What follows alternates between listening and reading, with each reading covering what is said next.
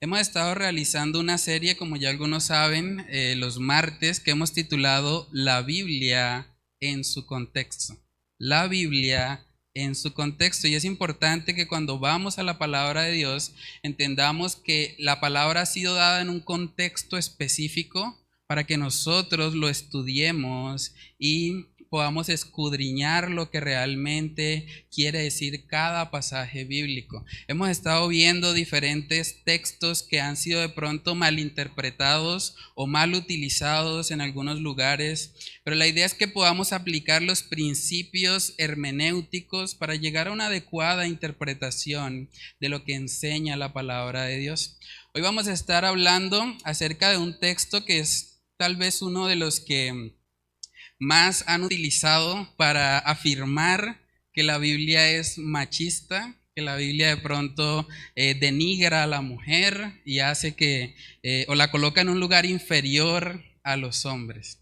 Vamos a estar leyendo un texto que está en Primera de Timoteo, capítulo 2, que cuando lo leemos así de primera mano, puede parecer que hay como algún tipo de discriminación ahí, pero cuando miramos el texto en su contexto, vamos a ver que lejos de ser un pasaje machista, realmente en su contexto hubiese sido más bien un texto feminista. Vamos a leerlo.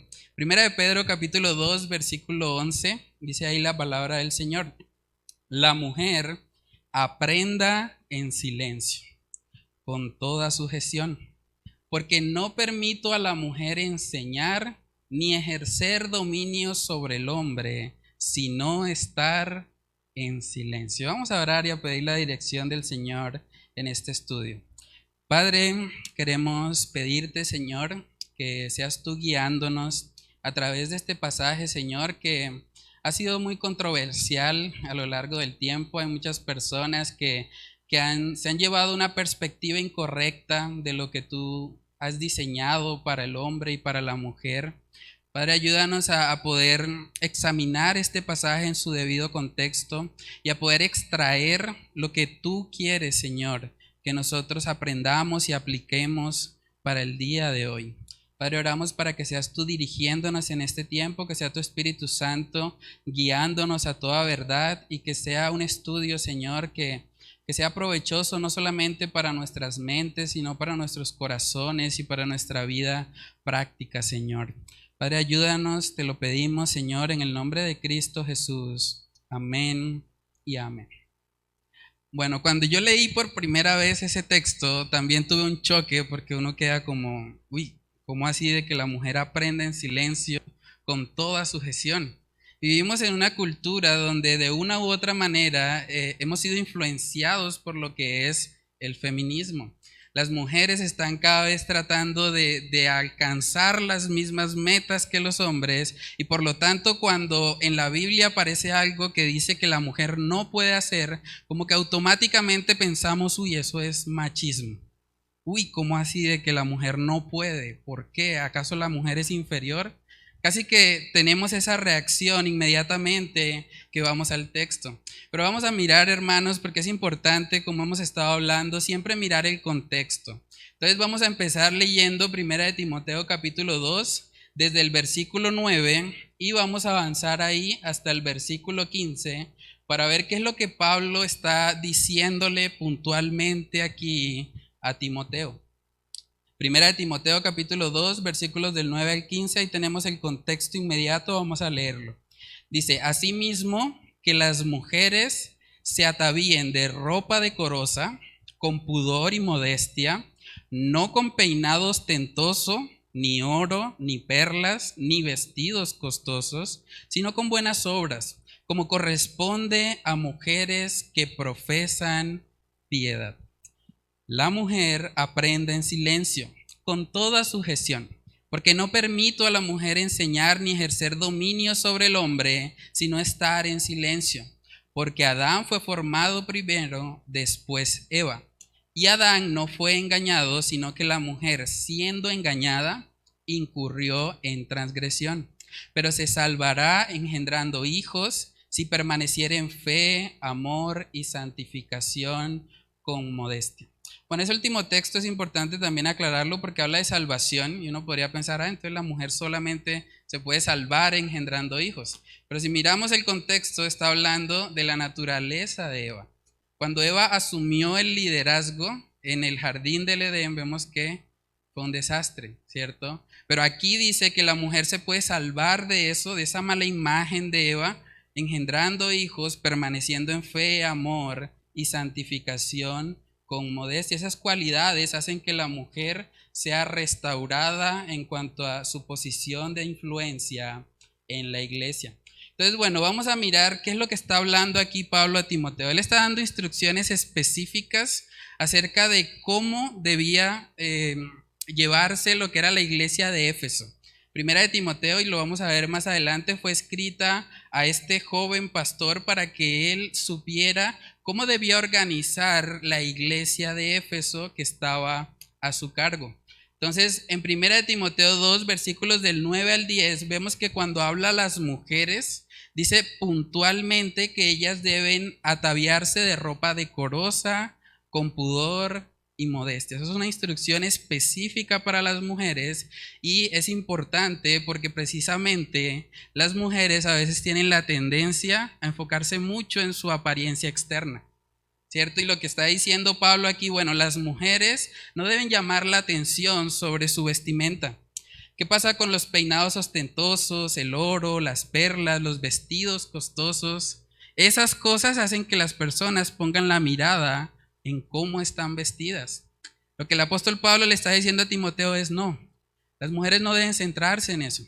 El atavío de una mujer piadosa, de una mujer que conoce al Señor, debe ser con modestia, debe ser con pudor. Y la palabra modestia hace referencia puntualmente al dominio propio sobre las pasiones sexuales. O sea, una mujer cristiana, una mujer que conoce al Señor, no debe vestirse de tal manera que sea provocativa para un hermano en la fe o para personas fuera de la congregación. Es importante que vistan con modestia. También la palabra que aparece ahí, pudor, hace referencia a moderación. O sea, debe vestir de forma moderada, de tal manera que cuando esa persona pase, ella no sea el centro de atención por lo que ella viste.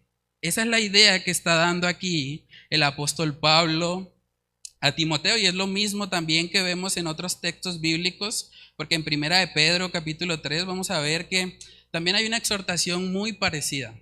Primera de Pedro capítulo 3 versículos del 3 al 6, vamos a ver ahora cómo lo dice Pedro respecto a la vestimenta de las mujeres. Dice Primera de Pedro 3 verso 3, vuestro atavío no sea el externo. Y otra vez dice, de peinados ostentosos, de adornos de oro o de vestidos lujosos, sino el interno, el del corazón, en el incorruptible ornato de un espíritu afable y apacible, que es de grande estima delante de Dios. Miren lo que dice el 5, porque así también se ataviaban en otro tiempo aquellas santas mujeres que esperaban en Dios, estando sujetas a sus maridos. Y esa es otra palabra que muchas veces causa algo de temor a las mujeres. Sujetas o sujeción. Pero vamos a ver, hermanos, que realmente la sujeción, yo creo que es algo que las mujeres cristianas deben anhelar en su corazón.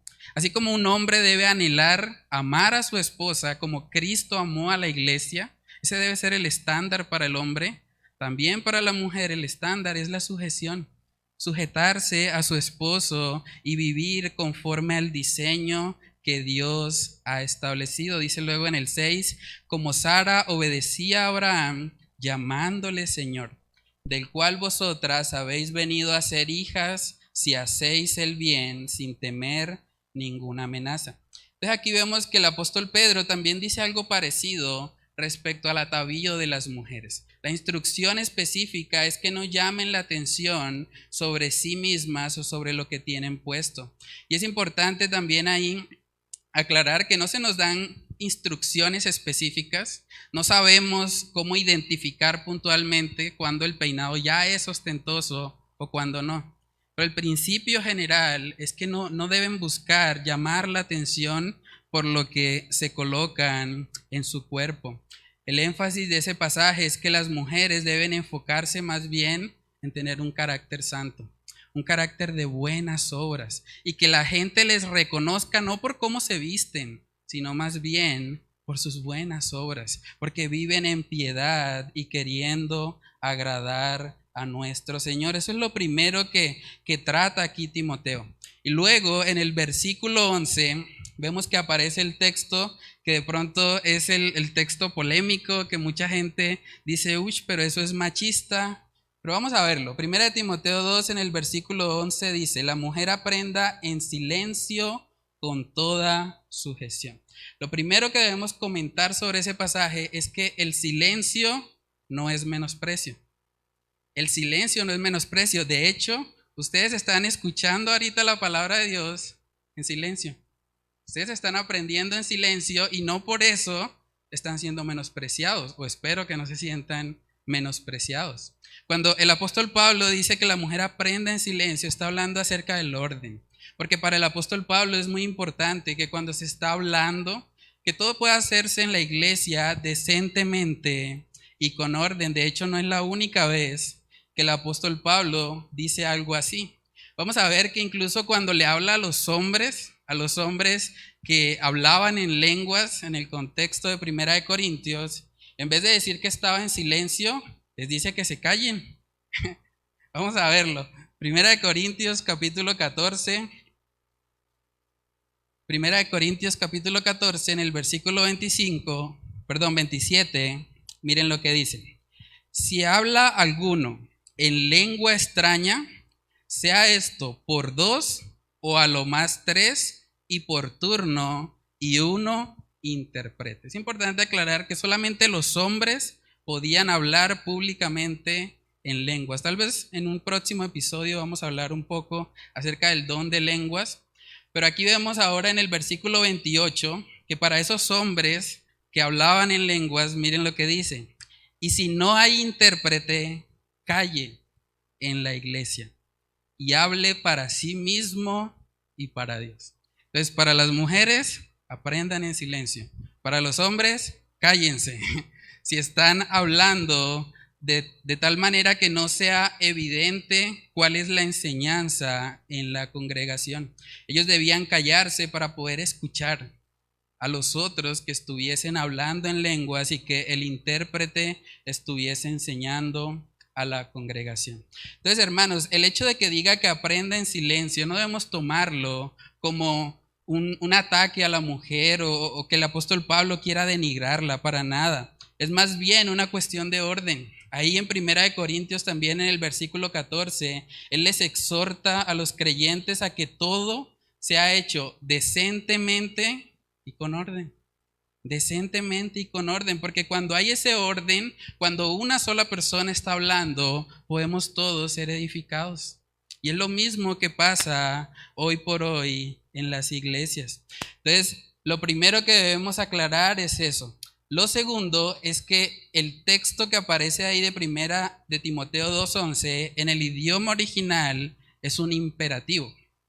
Cuando ahí dice la mujer aprenda en silencio, no es una sugerencia, es un mandato. Las mujeres deben aprender. Y por eso les decía al comienzo que este texto en su debido contexto más bien hubiese sido considerado un texto feminista. Porque para el contexto de la época los judíos consideraban que las mujeres no se perdía el tiempo enseñándolas. Las mujeres no se les dedicaba tiempo para darle una enseñanza bíblica, para nada. Y eso es bastante fuerte. De hecho, los escribas recomendaban no hablar mucho con una mujer, ni siquiera los que eran casados con su propia esposa. Porque decían que si ellos hablaban con una mujer mucho tiempo, iban a estar bajo maldición. Entonces, lo que el apóstol Pablo está diciendo aquí es una restauración grande para las mujeres, porque está diciendo que las mujeres deben aprender. O sea, y la iglesia debe enseñar a las mujeres. Eso era algo que iba a volarle la cabeza a los judíos, a los escribas, porque ellos vivían con un machismo muy arraigado que hacía que ellos menospreciaran a la mujer. Entonces, este pasaje, en vez de denigrar a la mujer, lo que está haciendo es dignificarla. ¿Recuerdan cuando nuestro Señor Jesús se encontró con la mujer samaritana? Vamos a ver ese pasaje, Juan capítulo 4. Vemos que Jesús se encuentra con una persona que es doblemente rechazada. Ella era rechazada por el hecho de ser mujer y también por su nacionalidad, porque era samaritana. Y vemos que cuando los discípulos vieron, los discípulos también estaban influenciados por esta manera de pensar. Cuando ellos vieron a Jesús hablando con una mujer samaritana, ellos se sorprendieron. Vamos a verlo. Juan capítulo 4, verso 27. Dice ahí la palabra del Señor: en esto vinieron sus discípulos y se maravillaron de que hablaba con una mujer. Sin embargo, ninguno dijo: ¿qué preguntas o qué hablas con ella? Es curioso porque los discípulos estaban muy impactados. Hablar con una mujer de por sí era algo que no hacían ninguno de los judíos ni fariseos de la época, y hablar públicamente, de tal manera que todos vieran, era algo que tenía un gran impacto en la sociedad. Pero hermanos, Jesús vino precisamente para dignificar a la mujer. Y vamos a hablar más de eso. De hecho, en Juan capítulo 4 vemos que Jesús no solamente habló con la mujer samaritana, Jesús enseñó a la mujer samaritana. Vamos a verlo. Ahí mismo en Juan capítulo 4, en el versículo 21, miren lo que dice. Jesús le dijo: mujer, créeme que la hora viene cuando ni en este monte ni en Jerusalén adoraréis al Padre. Vosotros adoráis lo que no sabéis. Nosotros adoramos lo que sabemos, porque la salvación viene de los judíos. Miren lo que dice el 23. Mas la hora viene, y ahora es, cuando los verdaderos adoradores adorarán al Padre en espíritu y en verdad. Porque también el Padre tales adoradores busca que le adoren. ¿Saben que la primera persona en recibir esta enseñanza fue la mujer samaritana? Jesús enseñó a una mujer. Increíble, eso era algo que en su contexto era impensado. Pero vemos que Jesús no se dejaba llevar por los prejuicios de la época. Jesús dignificó a la mujer. Entonces, hermanos, este texto de Primera de Timoteo capítulo 2, versículo 11, realmente está dando un mandato de Pablo a Timoteo de que la mujer debe aprender. La mujer debe ser enseñada, debe ser instruida, debe crecer en el conocimiento de Dios. Debe aprender en silencio con toda sujeción. Y también es importante aclarar el tema de la sujeción. Hablamos hace poquito en la reunión de parejas de lo que no es la sujeción. Si usted quiere llevar una hojita de ese estudio, ahí lo tenemos. Este sábado tuvimos nuestra reunión de parejas y fue un tiempo muy especial en el que estuvimos hablando precisamente de los roles que cada uno cumple en el matrimonio. Hablamos de los mandamientos para los esposos y los mandamientos para las esposas. Pero realmente, hermanos, la sujeción no es una palabra que debe atemorizar a las mujeres cristianas, menos aún si el Señor les ha concedido la gracia de tener un esposo creyente. Porque el mandato para el esposo es que debe amar como Cristo amó a la iglesia y se entregó a sí mismo por ella. Entonces, sujetarse a un hombre así realmente no sería muy difícil. Es un hombre que está buscando continuamente el bienestar de su esposa. Ahora, es importante también que cuando llegamos a pasajes así, entendamos que el que está diciendo que la mujer aprenda en silencio es el Señor a través del apóstol Pablo. Realmente nosotros no podemos, los hombres no podemos acercarnos a las mujeres y decirle: usted aprenda en silencio, porque nosotros no somos el Espíritu Santo. Lo mismo que pasa cuando hablamos de los roles del hombre y la mujer. La mujer no debe acercarse al hombre y decirle: tú debes amarme como Cristo amó a la iglesia. Realmente Dios es el que da ese mandato y nosotros no somos el Espíritu Santo. Entonces lo que hacemos es llevar a las personas a la palabra, pero no podemos imponerles eso. Entonces es importante, aquí dice la mujer aprende en silencio, no dice que los hombres hagan que las mujeres aprendan en silencio. Es el Señor el que manda directamente a las mujeres a hacer eso, y precisamente, como ya hablamos, está relacionado con el orden y la atención que eso les va a facilitar para poder aprender la palabra. Luego vemos en el versículo 12 que aparece el siguiente texto que ha sido también muy polémico. Primera de Timoteo capítulo 2, en el versículo 12 dice: porque no permito a la mujer enseñar, ni ejercer dominio sobre el hombre, sino estar en silencio. Cuando uno llega a un pasaje así, uno dice, uy, pero ¿cómo así de que la mujer no le permiten? ¿Por qué? Y la cultura en la que estamos muchas veces promueve eso. Pero vamos a ver las razones que da ahí el apóstol Pablo de por qué él no permite a la mujer enseñar ni ejercer dominio sobre el hombre. Versículo 13 dice, porque Adán fue formado primero, después Eva.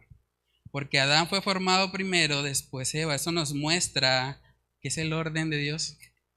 La primera razón por la que el apóstol Pablo dice que la mujer no puede enseñar es porque Dios lo ha diseñado así. Hay gente que cuando llega a este pasaje dice, no, es que eso eran las mujeres de esa época, pero la razón que está dando el apóstol Pablo no es cultural. No está diciendo, no, es que las mujeres en Éfeso son complicadas, pero las otras que son más mansas, ellas sí pueden enseñar. No dice eso. Dice que la razón por la que no deben hacerlo es porque Adán fue formado primero. Ahora, ¿quién formó a Adán primero? Fue Dios. Es el diseño de Dios. Y cuando nosotros entendemos que tenemos un Dios bueno, un Dios santo, un Dios que sus planes son mejores que los nuestros, vamos a poder abrazar esto. Vamos a abrazarlo como el diseño de Dios. Dios ha estipulado que el hombre fuese primero, que él fuese la cabeza del hogar y que Eva fuese su ayuda idónea. Eso fue idea de Dios. No debemos permitir que el feminismo o todas esas corrientes, el machismo también, nos distorsionen lo que Dios ha diseñado de forma perfecta. El Señor diseñó al hombre y a la mujer con su sabiduría, hermanos. Entonces vemos que la primera razón que da el apóstol Pablo es por el diseño. Es porque Dios formó primero a Adán y después a Eva. Lo segundo que vemos ahí en el verso 14 es que dice, y Adán no fue engañado, sino que la mujer, siendo engañada, incurrió en transgresión. Entonces, la segunda razón que da Pablo a Timoteo es que cuando la mujer asumió el liderazgo en el jardín del Edén, fue engañada y cayó en transgresión. Es las consecuencias del pecado de la mujer. Y de hecho, si nosotros nos vamos al Antiguo Testamento, podemos ver que cuando el Señor habla puntualmente a la mujer de su pecado, una de las consecuencias fue precisamente que el hombre se iba a enseñorear sobre ella. Vamos a Génesis capítulo 3.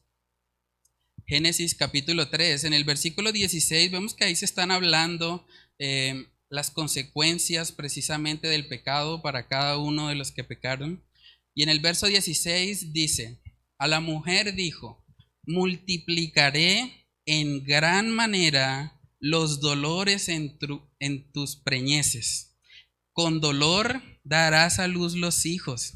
Voy a hacer una pausa ahí. ¿Sabían ustedes que el mamífero que más siente dolor al momento de tener un bebé es el ser humano? Es la consecuencia del pecado.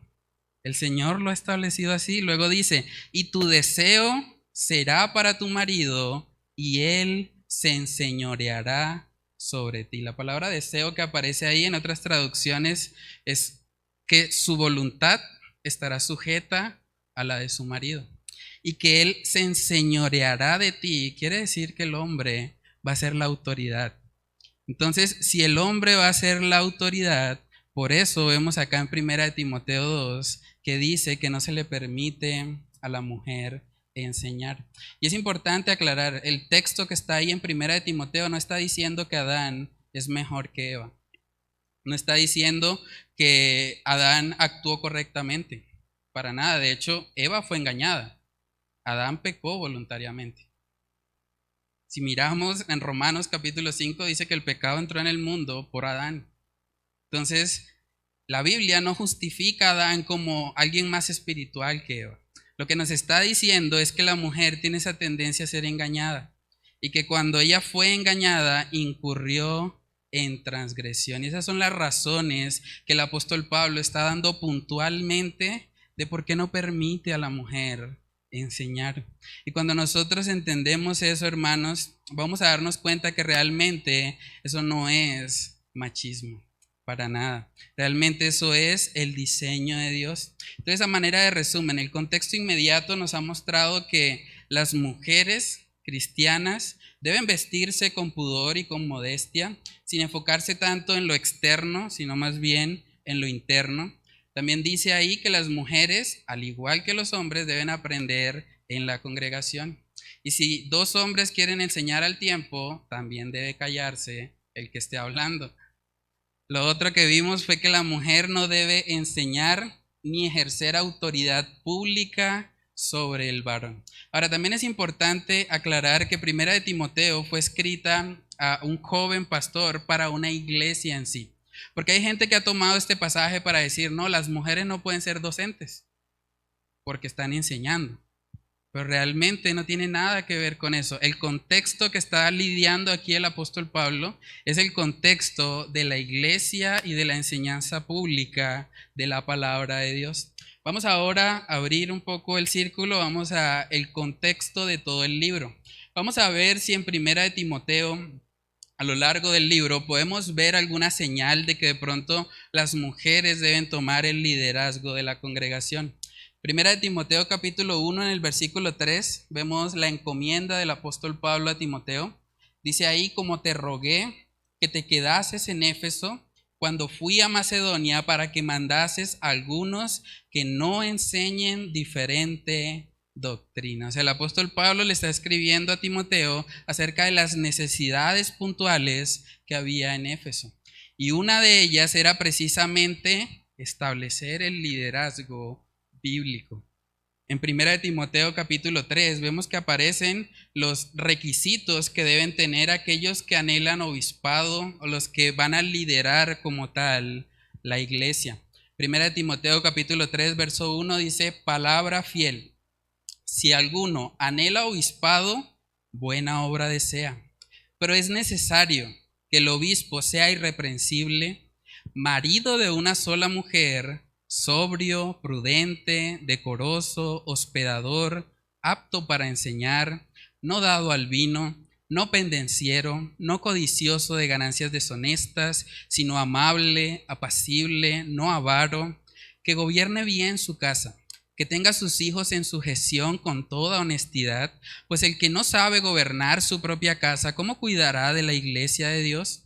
No un neófito, no sea que envaneciéndose caiga en la condenación del diablo. Hermanos, uno de los requisitos para ser un obispo, para ser un líder, es que debe ser marido de una sola mujer. No dice que debe ser mujer de un solo marido. Está limitando ahí ese liderazgo, ese obispado al varón. Y lo está haciendo porque es parte del diseño original del Señor.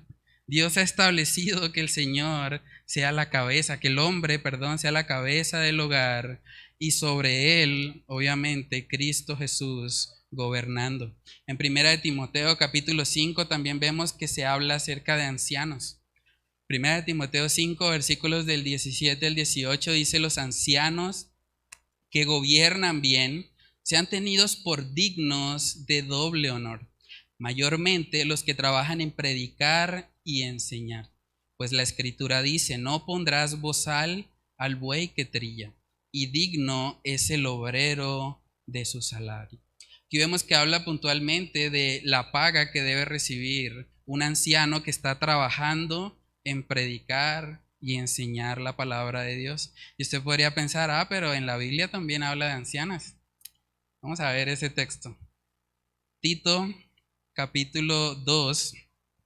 Vamos a leer los versículos del 3 al 7. La Biblia sí habla de ancianas, pero precisamente les da una función específica.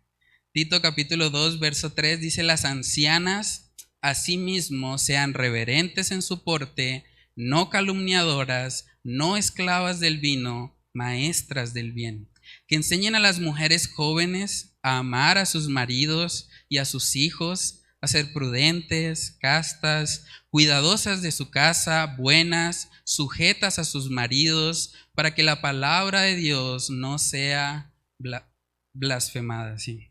Entonces, aquí vemos una vez más que se repite el asunto de la sujeción. Yo las animo a las mujeres, ustedes pueden buscar en la Biblia en una concordancia cuántas veces habla de la sujeción como una virtud. Y es importante que las mujeres entiendan eso para que no sean influenciadas por las corrientes de este mundo que les están diciendo que sujetarse es algo que las hace inferiores, es algo que las coloca en un lugar por debajo del varón. Entonces, hermanos, cuando nosotros vemos el contexto del libro, podemos ver que Timoteo, o Pablo le está escribiendo a Timoteo, que el liderazgo debe ser masculino. Cuando Pablo le escribe a Tito respecto a las ancianas, le dice que las ancianas deben enseñar a otras mujeres. ¿Para qué? Para que ellas puedan amar a sus maridos y vivir de tal manera que la palabra de Dios no sea blasfemada. Lo tercero que vamos a estar mirando hoy es que debemos evaluar el análisis de toda la Biblia. Vamos a mirar si en toda la Biblia podemos encontrar algún pasaje bíblico donde aparezca que una mujer está ejerciendo el pastorado. Vamos a mirar ahí, vamos a mirar Génesis capítulo 29. Génesis capítulo 29. En el versículo 9 aparece el único texto en toda la Biblia que menciona a una pastora. Génesis capítulo 29, en el versículo 9 dice ahí la palabra del Señor. Mientras él aún hablaba con ellos, Raquel vino con el rebaño de su padre porque ella era la pastora. Es increíble que hay gente que ha tomado ese texto para tratar de afirmar que hay mujeres pastoras hoy. El mismo texto está diciendo que era el rebaño de su padre. O sea, vamos a decir que la iglesia es el rebaño del papá de Raquel.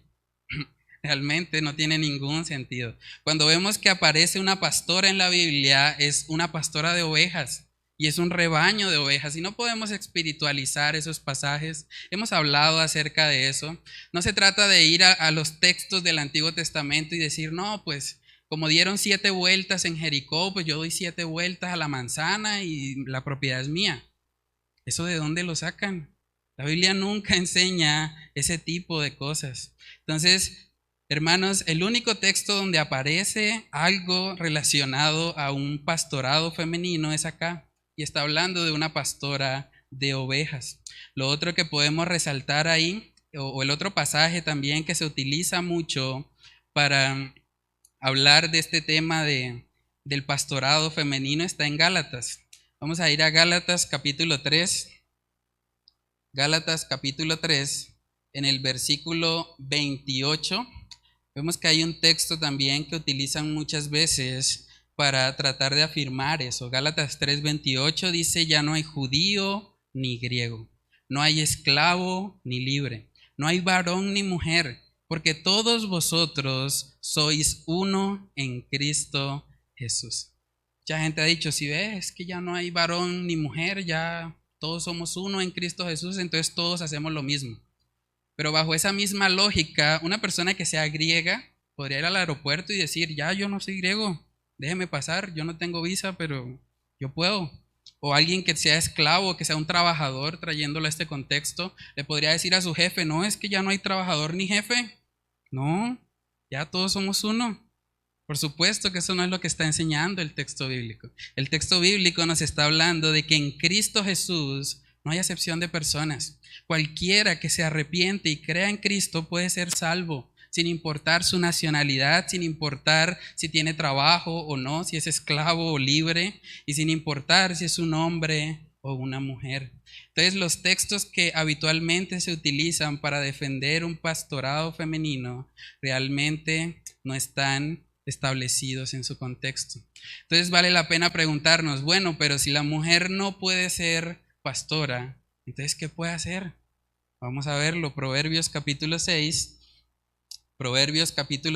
en el versículo 20, dice, guarda, hijo mío, el mandamiento de tu padre y no dejes la enseñanza de tu madre. Les pregunto, ¿cómo hace una mamá para enseñar a sus hijos si primero no ha aprendido? Es evidente que debe aprender. El mandato de 1 Timoteo 2:11 es que la mujer aprenda, que la mujer adquiera conocimiento. Y debe hacerlo, claro que sí. ¿Quién va a enseñar a sus hijos a temer al Señor, a vivir conforme a la piedad? Son las madres. Gracias al Señor por la vida de la abuela y de la madre de Timoteo. En 2 de Timoteo capítulo 1 vemos cómo estas mujeres piadosas influenciaron en él, para que hoy por hoy tenemos dos libros de la Biblia escritos a ese personaje.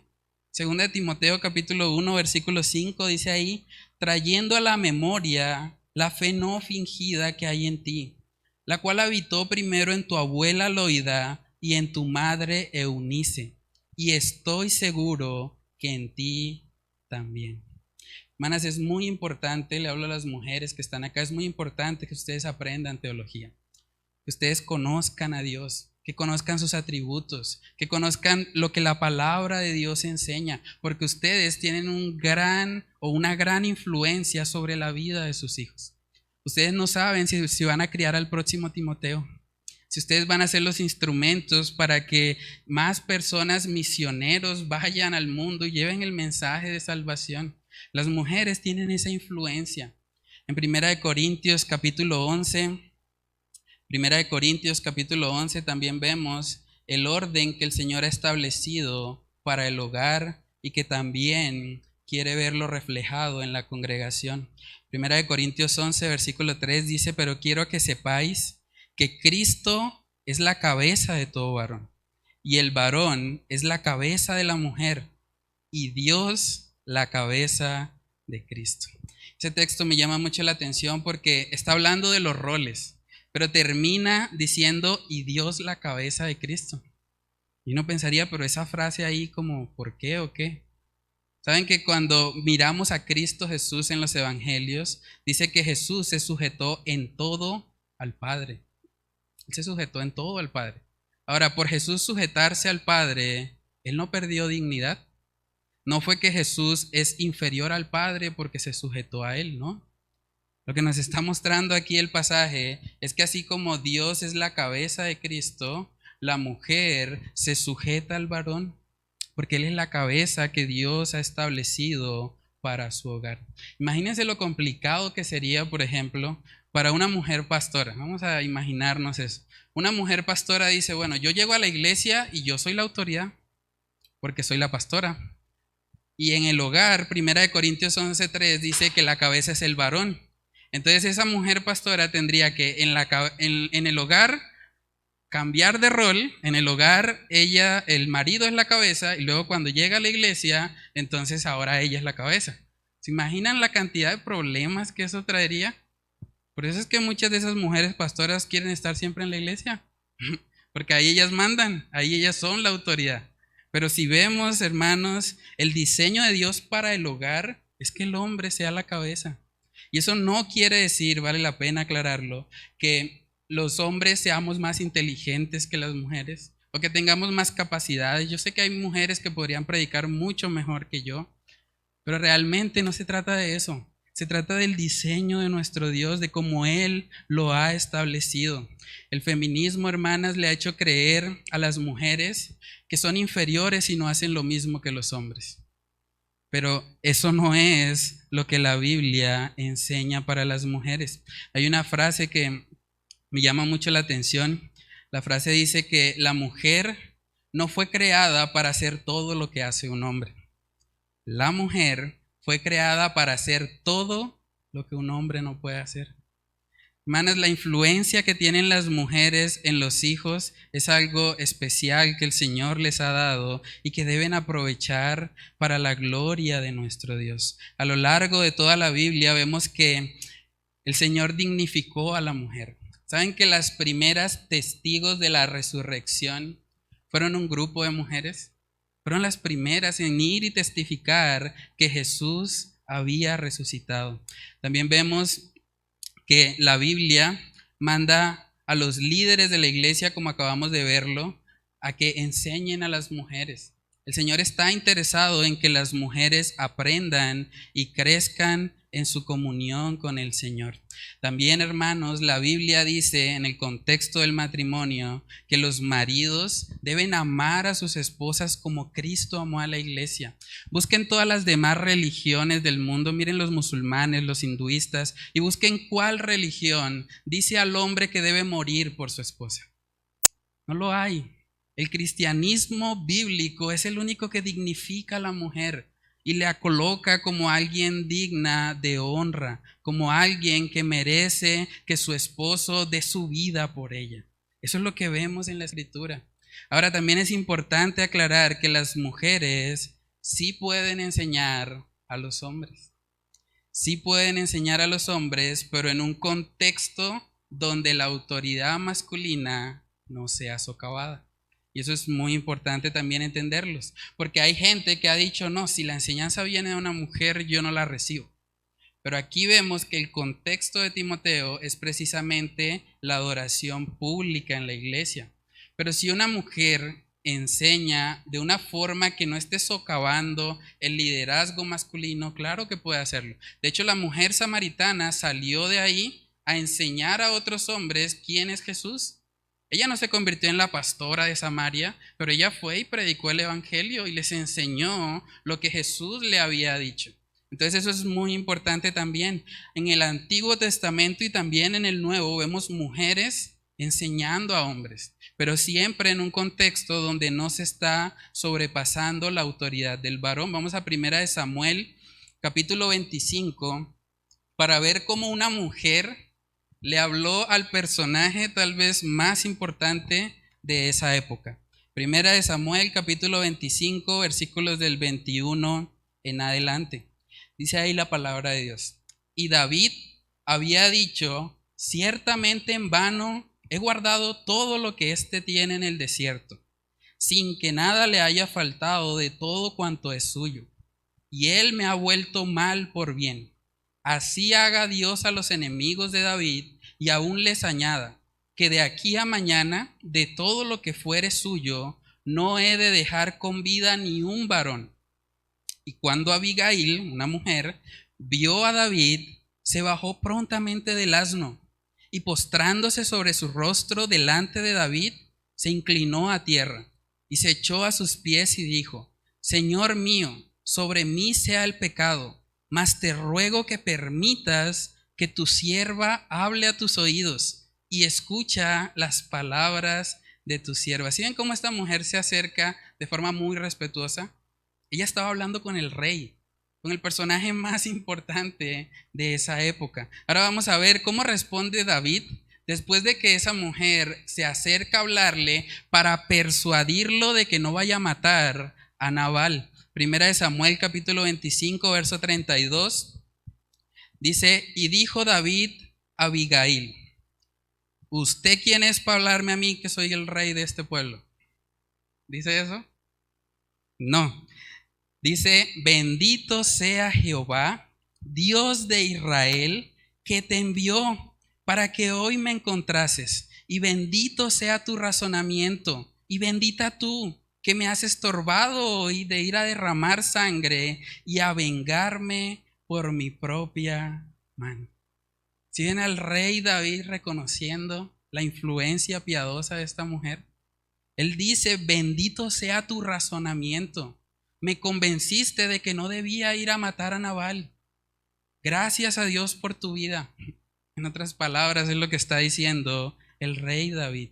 Entonces las mujeres sí pueden enseñar siempre y cuando sea en un contexto donde no sea socavada la autoridad del varón. También en el Nuevo Testamento, en Hechos capítulo 18, podemos ver que una pareja se acerca a un predicador llamado Apolos y les enseña. Hechos capítulo 18, en el versículo 26 dice, y comenzó a hablar con denuedo en la sinagoga, pero cuando le oyeron Priscila y Aquila, le tomaron aparte y le expusieron más exactamente el camino de Dios. La palabra en el original quiere decir que le catequizaron. En otras palabras, le hicieron un discipulado, trayéndolo a este contexto. Y ahí estaba Priscila.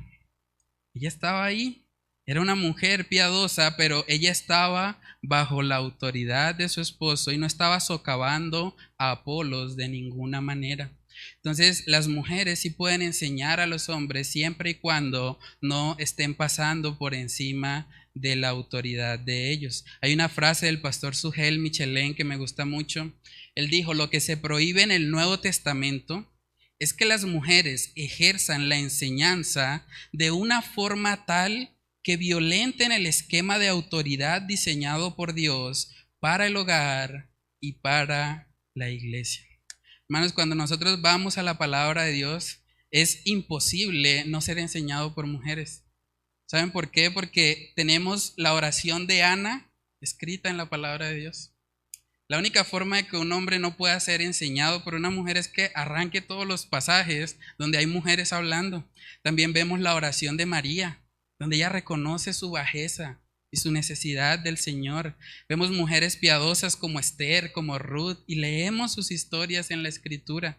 Pero esa es una enseñanza que ha sido dada de forma indirecta y que ayuda a que los hombres podamos mantener el rol que Dios ha establecido. En esta iglesia hemos estudiado también libros que han sido escritos por mujeres. En el Ministerio de Mujeres el año pasado estuvieron hablando acerca de un libro que se llama Mentiras que las jóvenes creen y la verdad que las hace libres. Yo tuve la oportunidad de leer ese libro y fue un libro que bendijo mi vida. Fue un libro que me enseñó. Pero no me enseñó en un contexto donde la autoridad del varón estaba siendo socavada. De forma indirecta, a través de libros, el Señor usa a las mujeres.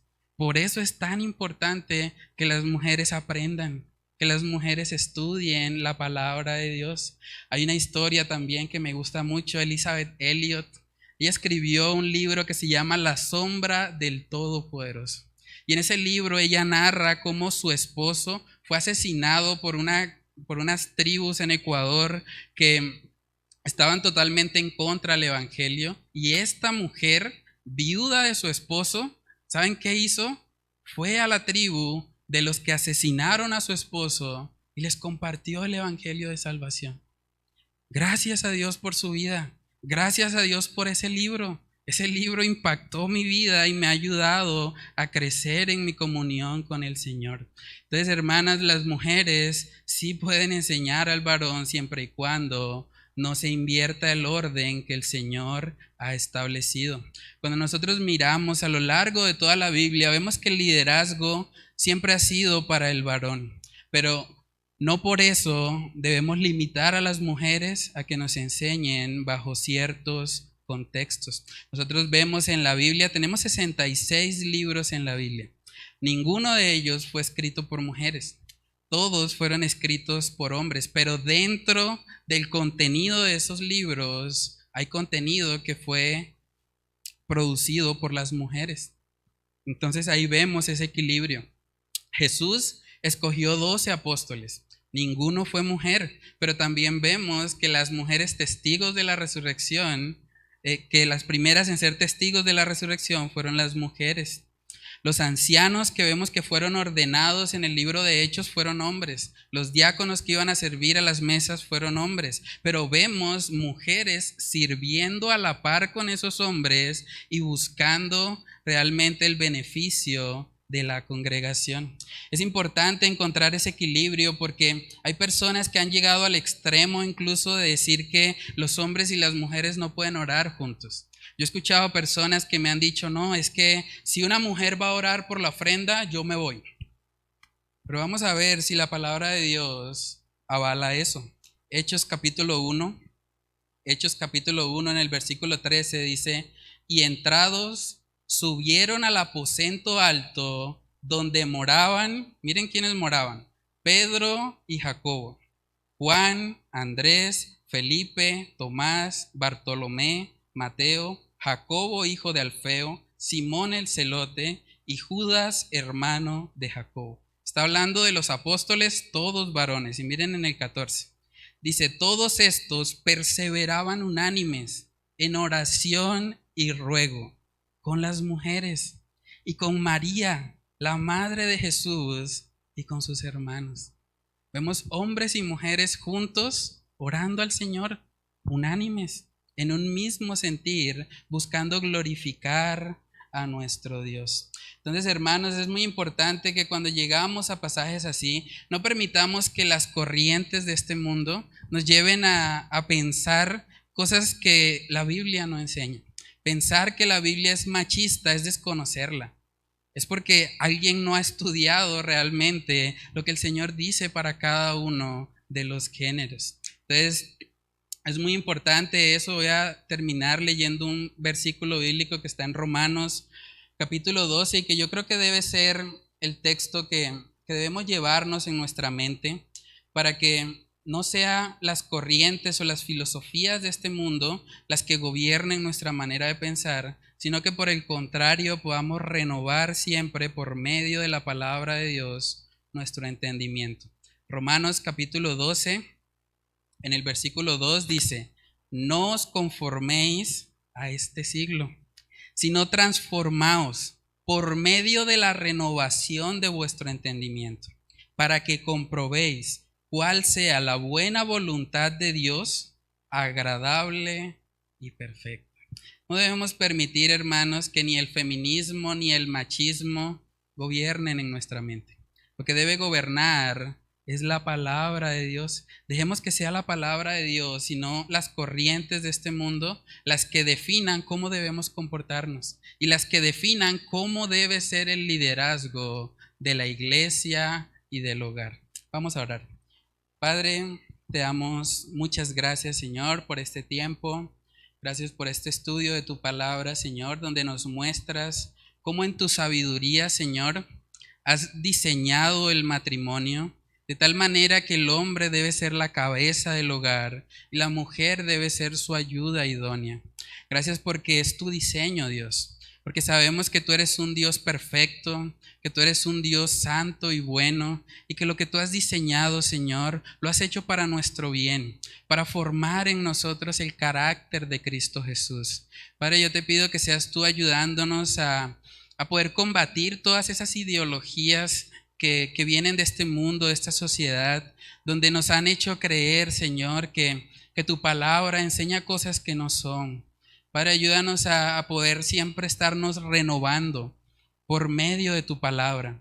Ayúdanos a recordar que es ella la que nos guía, que es ella la única que es nuestra lámpara a nuestros pies y esa lumbrera a nuestros caminos. Padre, ayúdanos a vivir cada día influenciados por tu palabra y no por las corrientes de este mundo. Ayúdanos a no ser moldeados, a no conformarnos a este siglo, sino a vivir cada día conforme a tu buena voluntad, que sabemos que es agradable y perfecta. Ayúdanos, Señor, a poner por obra esta tu palabra. Te lo pedimos, Señor, en el nombre de Cristo Jesús. Amén y amén.